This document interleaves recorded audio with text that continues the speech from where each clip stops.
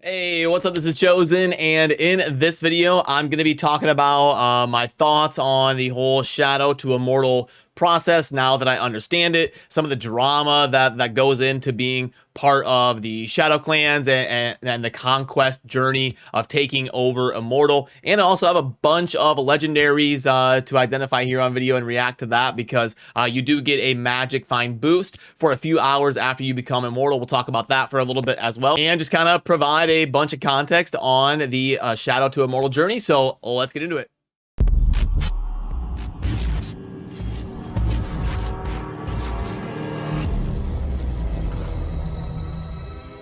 Alrighty, so as you can see, I was kind of stashing what I was able to get to drop after becoming the Immortal and playing for a little bit, enjoying that buff. So let me go ahead and remove all this, and then we will go identify and see how much worth it that buff was.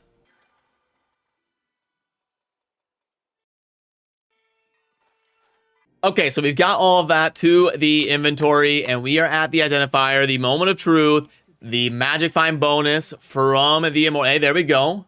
Alrighty. Okay. Okay, we've got some potential here.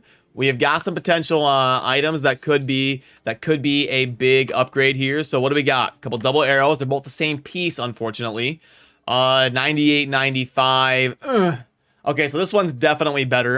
That's too much combat rating to give up. 93, 88, 98, 95. Yeah, you can kind of see there that is definitely better. So, okay, anything else? Doesn't look like it, unfortunately, but you do want to check because sometimes you'll get hoodwinked and it will be wrong. We do have one here for Paragon 150 that I did unlock by grinding Hell 4 content. We've got a couple here.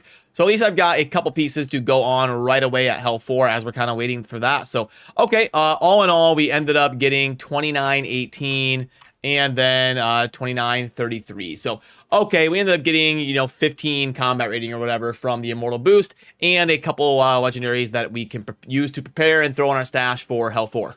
And if you're not familiar with what I'm talking about in terms of the buff, so here in your more attributes section, there is a magic find right here. And that magic find for me after I won Immortals was up over 100%. Depending on how the party dynamics work and who you're with for sharing the buff, I was floating, somewhere between 100 and 200% magic find. So 4 to 8 times the magic find that I have currently here on the base version of the game. Now, it seemed a little bit weird. It seemed a little bit glitchy or something because literally the first dungeon I ran after becoming Immortal, and this ended up being true for a lot of my other clanmates. We were in a Discord call together hanging out, and this ended up being true for a lot of them.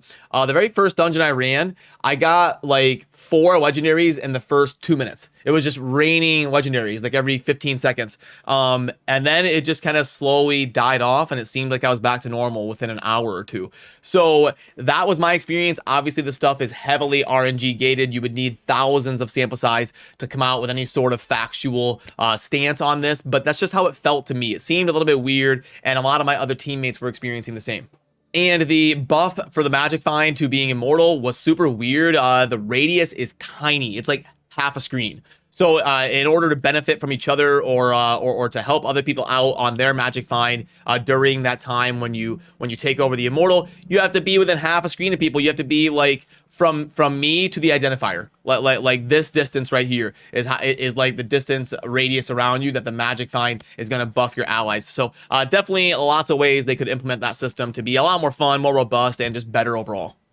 And then to talk about the journey of accomplishing, winning from Shadow to Immortal, I think it's kind of designed to create drama and crazy stuff going on in your server because really no matter what you do, you're either going to lose or there's going to be a lot of people that hate you. So what I mean by that is, if you don't team up with other clans, if you just kind of do your own thing as a Shadow clan, you're just going to get teamed up against and absolutely crushed, and you're never going to become Immortal.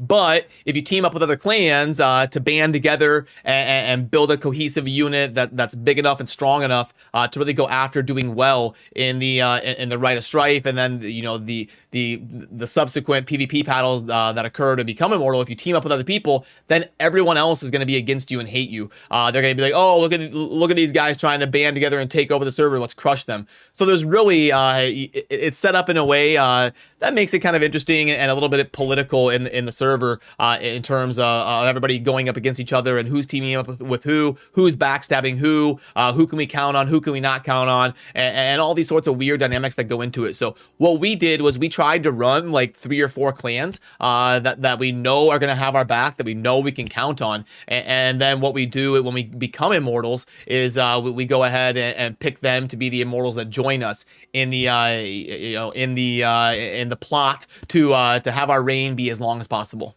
And honestly, like the biggest benefit so far that I can see from being immortals is that we get this chat over here where it's all 3 of our clans in one in-game chat group. That is super powerful because when we're running 3 or 4 clans as shadows, it gets really difficult to like line up things on server or on Discord server and then translate to in-game and you know, hey, I need you to type in the shadow chat because I can't see you in the clan chat. That way I can invite you to my group because we're not friends and you can't fit like 350, 400 people on your friends list. So it gets really weird. But as an immortal, you get this in-game chat where literally everyone in your same objective is in one in-game chat. It's super nice. And it made me realize they need some sort of mechanic like that in the game. They do have the shadow chat where you can talk to all the shadows. But if you're teaming up with other shadow clans, there's going to be some of the shadows that hate you and don't want to team up with you because there ends up being like a civil war